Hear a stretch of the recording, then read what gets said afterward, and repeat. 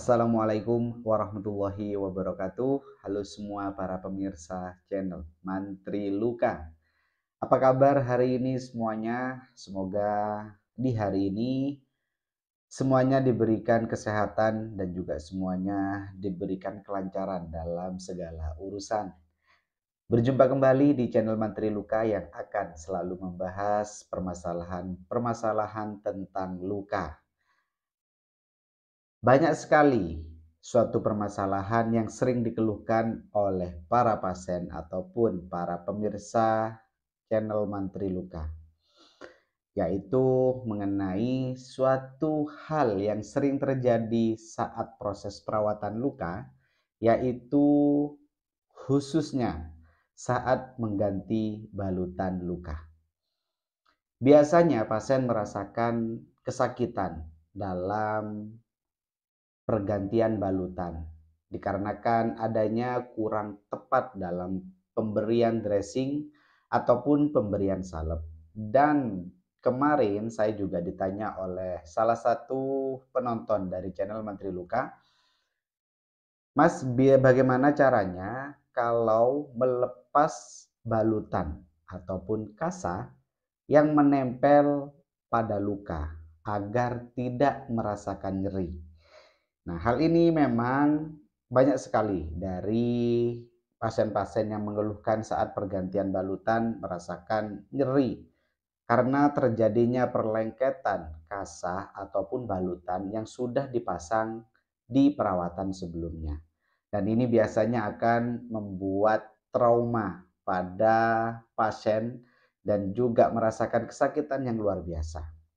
Contoh-contoh yang sering terjadi pada kasus luka bakar yang hanya diberikan kasa saja dan juga diberikan dalam tanda kutip jaring-jaring ya, yang biasanya saat pergantian akan terjadi perlengketan, ataupun kasa yang hanya dibasahi oleh NaCl atau diberikan povidone iodin saja dan langsung ditempelkan. Hal itu akan menjadi sebuah problem nantinya saat pergantian balutan luka. Dan di hari ini saya akan menjelaskan bagaimana cara agar nantinya balutan yang sudah dipasang pada perawatan sebelumnya saat pergantian tidak merasakan nyeri. Dan juga sebenarnya apa sih penyebab-penyebab terjadinya perlengketan balutan saat pergantian luka. Oke, hal ini bagi saya dan saya rasa penting untuk diketahui oleh para pemirsa sekalian yang saat ini sedang mengalami luka ataupun sedang menjalani proses perawatan lukanya. Jadi para pemirsa sekalian, balutan yang lengket pastinya akan menyebabkan pendarahan berulang, nyeri yang hebat, dan juga pastinya mengganggu dalam proses penyembuhan pada luka, dan sehingga saat luka tersebut sudah memasuki fase-fase penyembuhan dikarenakan adanya perlengketan, maka fase yang harusnya sudah menuju ke arah perbaikan itu akan mengulang ke fase yang awal ataupun terjadi fase inflamasi kembali dikarenakan peradangan. Penyebabnya adalah yang pertama, salah dalam pemberian terapi. Contohnya, pemberian salep yang nantinya kering saat pergantian balutan ataupun pemberian dressing yang kurang tepat. Contoh, pemberian kasa yang langsung menempel pada dasar luka ataupun dalam tanda kutip pemberian jaring-jaring yang langsung ditempelkan pada luka apabila luka tadi masih stadium 1, stadium 2 ya, biasanya akan menyebabkan perlengketan. Dan dari banyak kasus memang yang banyak terjadi adalah perlengketan kasa ataupun perlengketan jaring-jaring itu memang dikarenakan kurang tepatnya dalam proses pemberian terapi. Oke, maka dari itu banyak sekali dalam video saya menyebutnya jangan sampai salah dalam pemberian terapi, dan juga silahkan carilah topikal ataupun salep yang mengandung oil base ataupun bahan dasarnya adalah minyak agar nantinya saat pergantian tidak terjadi perlengketan. Contohnya adalah salep-salep seperti metcovazin, seperti smart garlic, seperti bioplacenton yang oil base ya, oil base berbahan dasarnya minyak.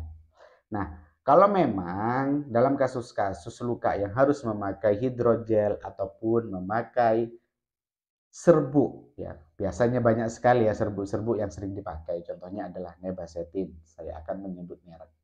Nah, biasanya kalau ditempelkan langsung kasa, maka yang terjadi adalah perlengketan saat pergantian balutan. Hal ini menjadi trauma pada pasien. Dan saya kemarin merawat pasien pasca operasi dan diberikan kasa, dibasahi dengan povidone iodin, ditempelkan langsung saat pergantian, pasiennya menjerit kesakitan. Dan itu akan menimbulkan trauma.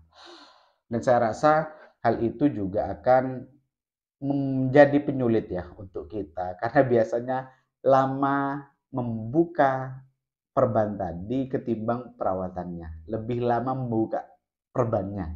Ya, karena apa? Pasien kesakitan. Maka dari itu saya sarankan carilah dressing ataupun topikal yang tepat. Untuk apa? Untuk menghindari perlengketan tadi. Oke, di sini saya akan merekomendasikan absorben ataupun secondary dressing ataupun perban yang biasa saya gunakan agar nantinya saat pergantian luka terhindar dari perlengketan saat pergantian ya. Sebenarnya dua produk ini sudah sering saya mention di channel saya, yaitu yang pertama ada Melolin ini, yang kedua ada Dermavic Pad. Ya, ini produk baru di mana dua ini memang merupakan padding dan juga silikon yang tidak ada seratnya dan berbasis plastik ya. Bahan dasarnya itu ada plastiknya, ada silikonnya ataupun ada paddingnya. Sehingga apa? Sehingga nantinya saat pergantian balutan bisa terhindar dari perlengketan. Beda lagi kalau kita menggunakan kasa. Kenapa saya bilang seperti ini? Kasa ini seratnya itu ada lubang-lubangnya, ya. Sehingga nantinya saat pergantian balutan, karena seratnya ini ada lubang-lubangnya, akhirnya lengket pada jaringan granulasi, sehingga ketika ditarik, maka yang terjadi adalah pendarahan kembali, dan itu akan menghambat dalam proses penyembuhan pada luka. Dan ada lagi ya dari dressing yang bisa dipakai yaitu foam dressing. Di mana foam dressing ini juga sangat bagus sekali khususnya pada luka-luka yang cairannya banyak. Hanya saja kalau cairannya sedikit, contoh seperti luka kecelakaan, contoh lagi adalah luka karena goresan ataupun luka bakar yang tidak terlalu luas, silakan boleh memakai dua dressing ini, yaitu Dermavic Pad ataupun Melolin. Ataupun ada lagi nih pengganti dari kasa yang modelnya sama seperti dua produk ini, silahkan berikan komentar di kolom komentar. Nantinya biar saya juga bisa update mengenai dressing terbaru yang juga nantinya berfungsi untuk menghindari perlengketan saat pergantian balutan. Oke. Ingat, menjadi perawat luka ini juga akan membutuhkan update-update. Dan juga bagi pasien sekalian, silakan apabila ada hal yang ingin ditanyakan seputar permasalahan luka, boleh silakan tuliskan saja di kolom komentar ataupun bisa langsung menghubungi nomor WhatsApp saya. Dan mohon maaf mungkin yang menghubungi nomor WhatsApp balesnya agak lama, ya mohon dimaklumi karena memang masih banyak kesibukan. Dan juga yang ingin menanyakan seputar permasalahan luka, silakan boleh dituliskan saja di kolom komentar. Itu dia hal yang ingin saya sampaikan pada kesempatan kali ini. Semoga bermanfaat dan mohon maaf apabila ada hal-hal yang kurang berkenan dalam penyampaian. Saya Muhammad Sibromulis, Mantri Luka, pamit undur diri. Wassalamualaikum warahmatullahi wabarakatuh. Ada luka, ingat, Mantri Luka.